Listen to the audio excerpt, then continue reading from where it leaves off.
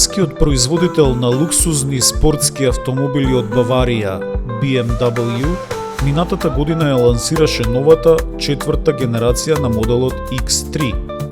Ова беше исклучително значаен момент за компанијата од Минхен, ако се земе предвид фактот дека најпродаваниот модел во палетата на BMW не беше ниту серијата 3, ниту популарната 5, туку токму моделот X3.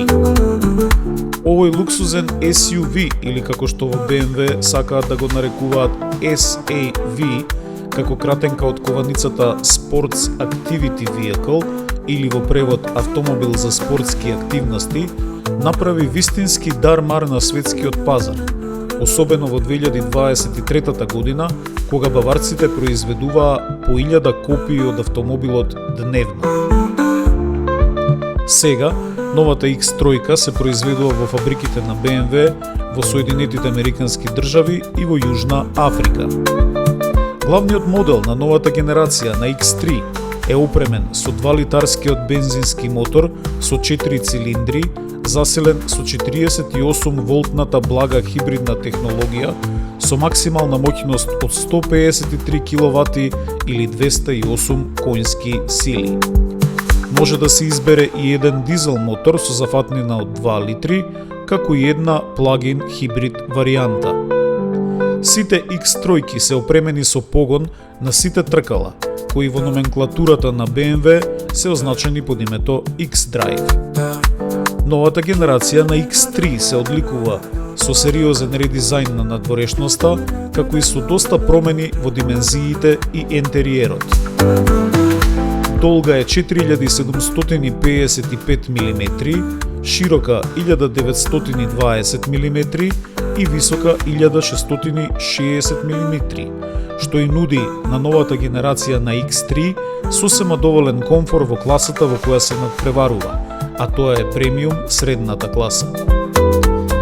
Предницата има поразличен дизајн од претходната генерација.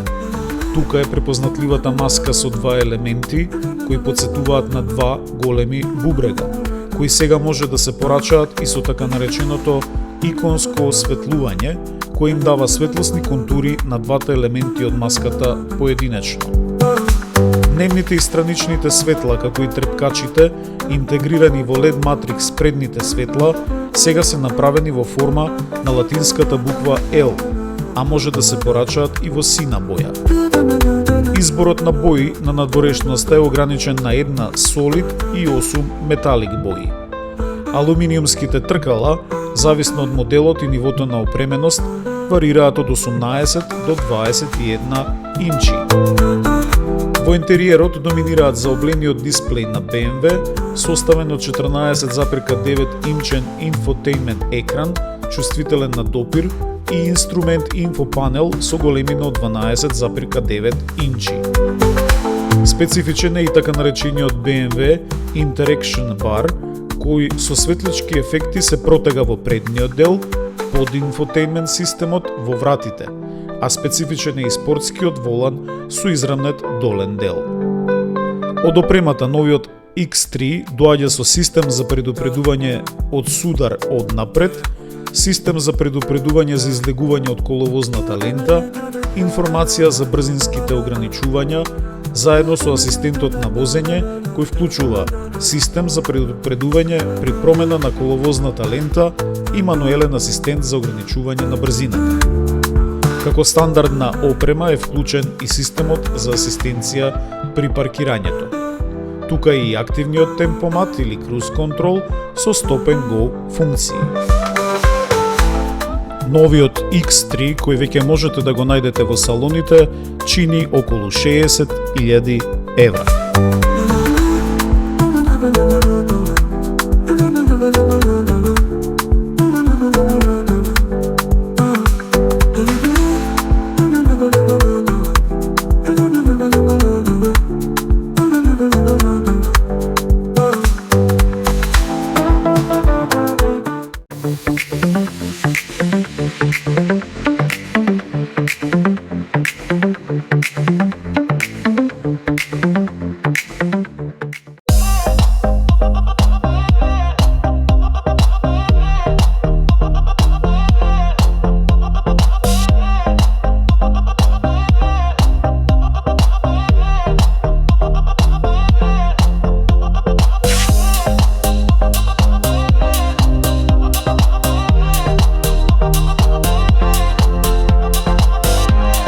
Францускиот производител на автомобили Рено оваа година го представи својот нов модел, модуларниот семеен автомобил од D-сегментот Renault Espace.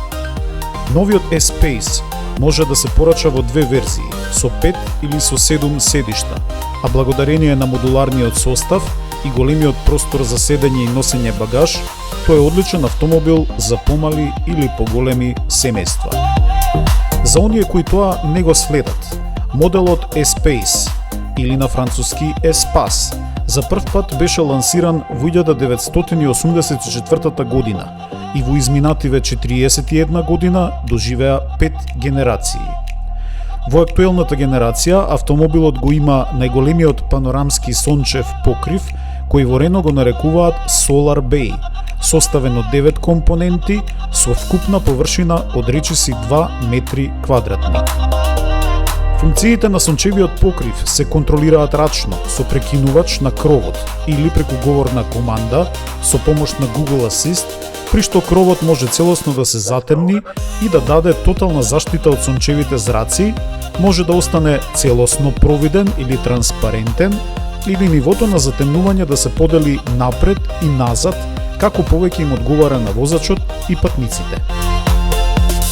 Под хаубата е сместен комплетно хибриден E-Tech мотор со моќност од 200 конски сили и потрошувачка на гориво од 4,8 литри на 100 километри.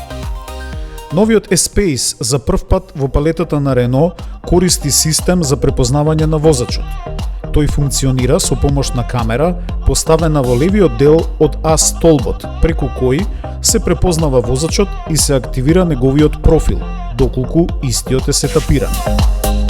Откако ќе го препознае возачот, автомобилот ги активира неговите преферирани радио и медија станици, ги регулира поставеноста на седиштето, позицијата на ретровизорите. За да може оваа функција на возилото да работи, возачот прво мора да креира собствен профил, да ги постави неговите преференции, а потоа и да го скенира својот лик, за да може автомобилот подоцна да го препознае, секогаш кога ќе се вклучи моторот. Во интериерот се поставени нови седишта со нов тапацир, кои подобро го прицврстуваат возачот, со подобра странична и поддршка за рамениците, а направена е и многу подобра изолација на температурата и звукот во внатрешноста. Моделот со 7 седишта има трета клупа на која се поставени две индивидуално склопливи седишта, кои ако не се употребуваат, отвараат дополнителен простор во багажникот. Патниците во третиот ред може полесно да влезат во автомобилот и на своите седишта благодарение на функцијата за лесен пристап, со која се придвижува вториот ред седишта нанапред за 260 мм и се спуштаат наслоните за грбот и главата. Сосема логично, Espace има огромен простор за товарење, кон кој лесно се пристапува со помош на големата задна хауба која е стандард. Во моделот со 5 седишта, просторот за товарење изнесува 692 литри, а со спуштени задни седишта 2224 литри. Кај моделот со 7 седишта пак, можете да натоварите 520 литри во багажникот, со 2054 литри ако се спуштени седиштата во вториот ред. Ако пак се користат седиштата во третиот ред и листите се исправени, просторот за товарење во Renault Espace изнесува 212 литри. Бидејќи се работи пред се за семеен автомобил, во интериерот на Espace ќе најдете Open R двоен или Twin екран со големина од 24 инчи, со опционален head-up дисплеј кој што има големина од 9,3 инчи, што ви дава во интериерот вкупен дисплеј со површина од околу 1000 квадратни сантиметри. Музиката со која ве поздравува мултимедијалниот систем при неговото активирање е компонирана специјално за Renault, од верувале или не Жан-Мишел Жар. Вграден е OpenR Link мултимедијален систем што ги нуди сите најнови Google услуги и апликации, како што се Google Map навигацијата, Google Асистент за говорна асистенција и Google Play со над 50 апликации. Моторот е full хибрид со 3-цилиндарски 1,2 литарски бензински мотор што развива 130 коњски сили со вртежен момент од 205 Нм. Дополнително, тука се и двата електрични мотори, главниот со капацитет од 50 киловати, наменет за возење на струја, и секундарниот мотор со 25 коњски сили, кој има задача да го стартува моторот со внатрешно согорување и да го менаџира менувањето брзини. Во возилото се вградени дури 32 асистенти за возење од напредниот ADAS систем. Од активниот асистент за возење, ниво 2, во новиот S-Pace се интегрирани системот со кој се скенира патот пред вас и кој ги комбинира функциите на адаптивниот темпомат или cruise control, а активен е и асистентот за држење на возилото во коловозната лента. Тука се системот за препознавање на сообраќајни знаци, алармирање при пречекорување на дозволената брзина, мануелен ограничувач на брзината. Стандардно се вградени и системите за итно сопирање во случај на опасност, одржување на возилото во сообраќајната лента, функцијата Take a Break или во превод Одмори се, кога системот препознава функции кои сигнализираат замореност на возачот, асистенти за паркирање и многу други нешта. Новиот S-Pace се прави во фабриката Паленсија во Шпанија и веќе може да се најде во салоните во сите европски земји.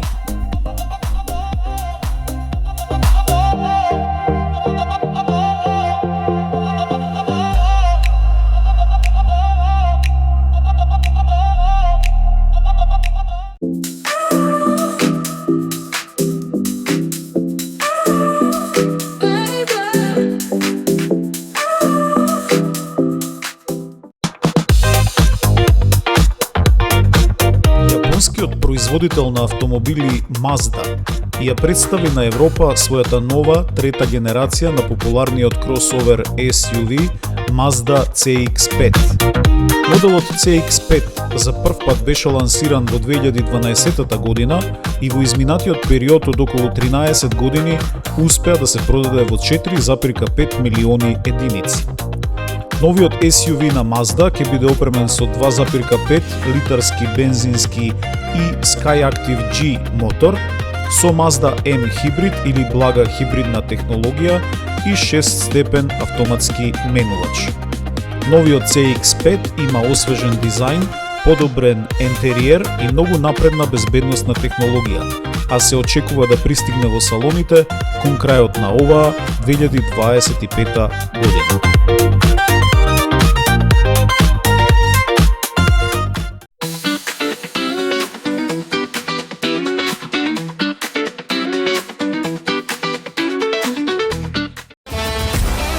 Се што вози работи подобро со Liqui-Moly. Моторни масла и адитиви, произведени во Германија.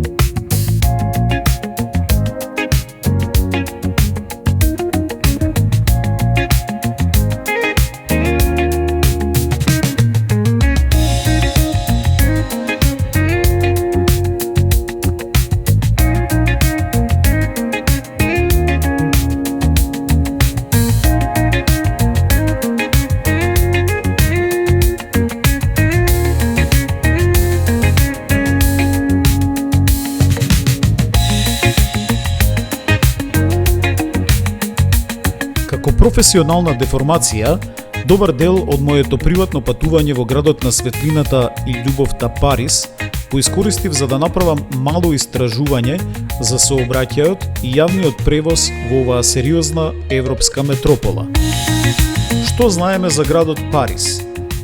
Според последниот попис од јануари 2025 година, во Париз живеат околу 2.050.000 жители. Градот се протега на вкупна површина од 105,4 км квадратни.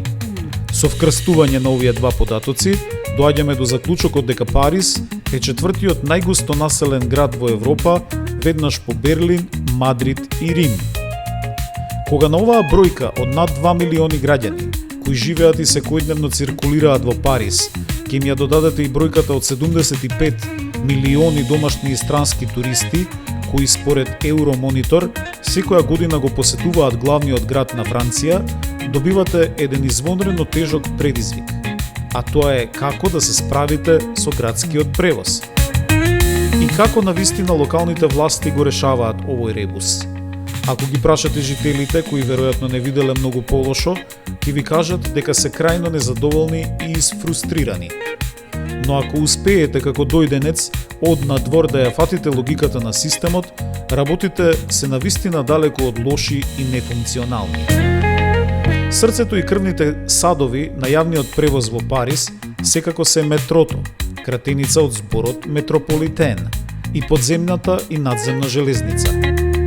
Метрото или подземната железница представува комплексен, но истовремено и најупотребуван систем за превоз на патници, со вкупна должина од 245 км, најголемиот дел од нив изградени под земја.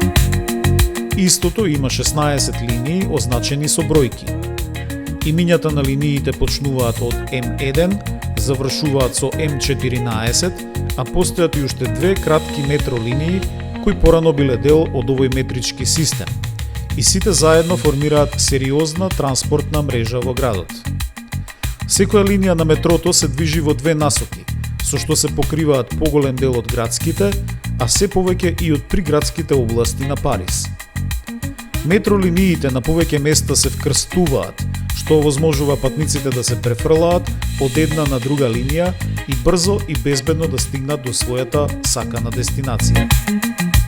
Со метролиниите на кои возовите поминуваат многу фреквентно, речиси на секои 5 минути, патниците, граѓаните на Париз и туристите многу лесно може да стигнат до најпознатите точки во централното градско подрачје и до најпознатите атракции на градот кои ги има во огромно изобилие. Тука се Ајфеловата кула, музеот Лувр, катедралата Нотр-Дам, црквата Свето Срце, Триумфалната капија, улицата Шампс-Елизе, уметничката област Монмартр, како и атракциите на поновото време, како што се тематскиот парк Дизниленд, туристичката улица Риволи, стадионите на Франција и новиот европски шампион во фудбал Пари Сен-Жермен. Со метрото во Париз оперира државната компанија РАТП, која менаџира и со дел од линиите на лесната железница РЕР, како и со голем број на автобуски линии во градот.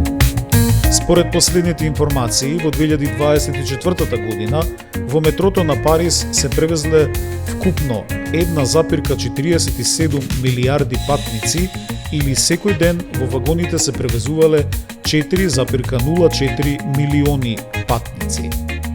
Ваквата фреквенција на патници го прави метрото на Париз второ најкористено метро во Европа, веднаш по лондонскиот Сабвеј.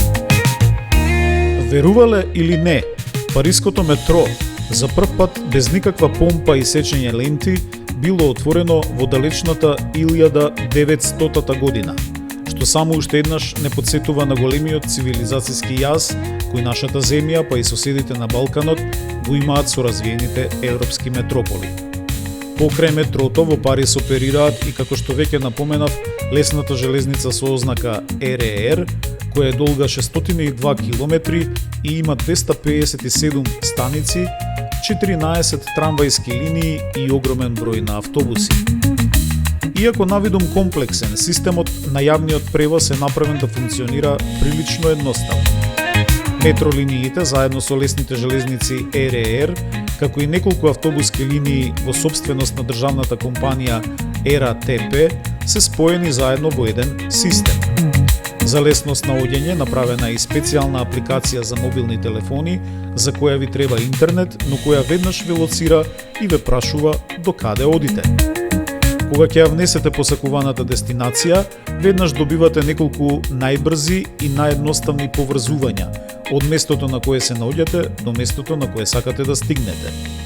Апликацијата ве води до најблиската метростаница, ви дава информација на која линија и во кој правец треба да влезете во метрото, ако е потребно каде во рамки на метрото да се префрлите, каде да излезете од метрото и уште колку минути пешачење ви се потребни до бараната локација. Дополнително, кога ќе го напуштите метрото, добивате и GPS водена патека за најбрзо пристигнување до вашата цел. Што се однесува до билетите, истите можете да ги купите со истата апликација електронски, да го надополнувате вашиот кредит со нови возења, а со приближување на екранот на мобилниот телефон на електронските читачи добивате пристап до метро станиците.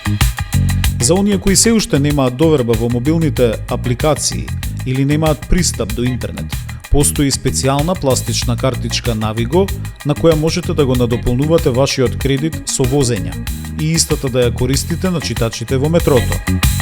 Во поголемиот број на станици и билетари се уште може да се купат и хартиени билети, но истите до крајот на годината целосно ќе се исфрлат од употреба. Она што е важно е дека со кредит од едно возење можете да смените повеќе возови и да направите повеќе трансфери од едно во друго метро или од метро во возот ЕРР за да стигнете најблиску до вашата цел. Стандардната цена на билетот за едно возење изнесува 2,5 евра или околу 150 денари. Децата плаќаат половина од оваа цена. Секако, зависно од вашата агенда, можете да си купите и неделна карта со неограничен број на возења, која е веројатно најдоброто решение за туристичко циркулирање низ градот и бркање на сите можни атракции, а која за возрасно лице чини 31,6 евра. Секако, опции за месечни и годишни билети со најразлични субвенции зависно од годините, примањата и финансиската состојба имаат и граѓаните на Париз. Картичката Navigo можете да ја користите и во повеќе автобуски линии кои се под капата на ЕРАТП. Секојдневниот транзит на жителите на Париз го олеснуваат и специјалните туристички оператори, како што се Hop-on автобусите, со кои туристите може да се симнуваат и качуваат на повеќе станици околу точките на главните париски атракции, што знае сериозно да го растерети метрото од туристи. А вакви линии се направени и по течението на реката Сена, заедно со незините канали, каде повеќе оператори со помали и поголеми бродови нудат туристички разгледувања на Париз од вода. Со ваква огромна фреквенција во сообраќајот, логично е да очекувате дека Париз е енормно загаден град. И навистина, Париз беше енормно загаден град, за неколку проценти над законски пропишаните норми во Европската Унија. Но ако денес погледнете на било кој мерач на загаденоста на воздухот, ќе видите дека воздухот во Париз е добар. Конкретно, според официјалните податоци објавени во Светскиот економски форум од 2005 година до денес, значи во изминатите 20 на години, нивото на загадување на воздухот со PM честички е намалено за 55%, а преполовени се и концентрациите на азотен диоксид во воздухот. Како резултат на тоа, во периодот од 2010 до 2019 година, статистиката бележи пад на смртните случаи предизвикани од загадувањето на воздухот за 1/3. Како им успеа тоа на француските власти? Проценките велат дека најодговорна за успешното справување со загадувањето е Ана Хидалго, актуелната градоначалничка на Париз, која својата функција ја обавува од 2014 година. Која е магичната формула за успех на Хидалго? Хидалго направи и имплементираше долгорочна стратегија за градот. Направи огромни инвестиции во промоција на здравиот живот, а во поглед на транспортот на користењето на велосипедите. Речиси секоја улица во Париз е прошарана со велосипедски патеки, а локалните власти субвенционираат користење и изнајмување на велосипеди. Само во 2025 година се најавени 180 километри велосипедски патеки и 130.000 места за паркирање на велосипедите. Во еден исклучително храбар потек, Хидалго ја претвори централната област на градот во зона без сообраќај. Во оваа иницијатива, која почна да функционира од крајот на минатата година, 4 најцентрални области во Париз, кои покриваат површина од 5,5 квадратни километри и во кои живеат околу 100.000 луѓе, се прогласени за зони во кои е лимитирано возењето со автомобили.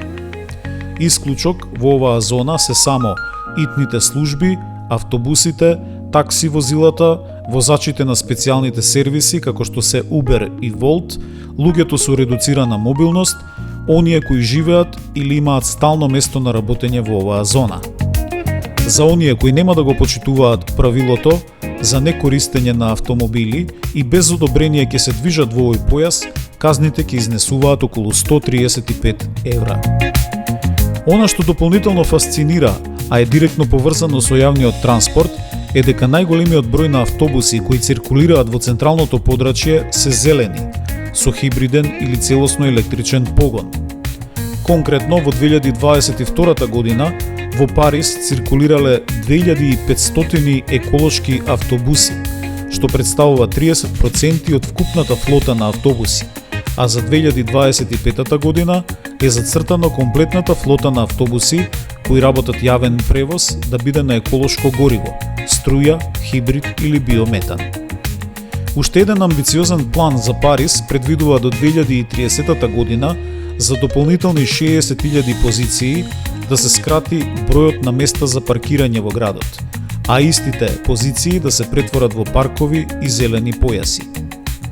Исто така предвидено и големите SUV-а и теренски возила да паркираат по цена која е 3 пати повисока од цената за класичните автомобили.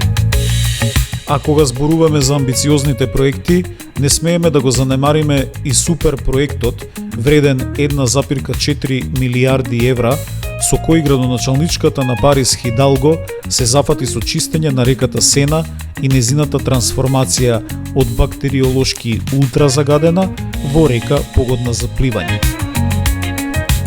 Кога ќе ги соберете и одземете сите овие параметри, мојот личен впечаток е дека Париз чекори правилно.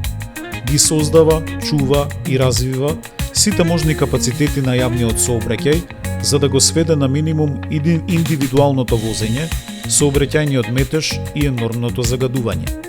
Се користат и промовираат новите зелени решенија, се шират докажаните метро, железнички и трамвајски линии, се употребуваат велосипеди и електрични моторцикли.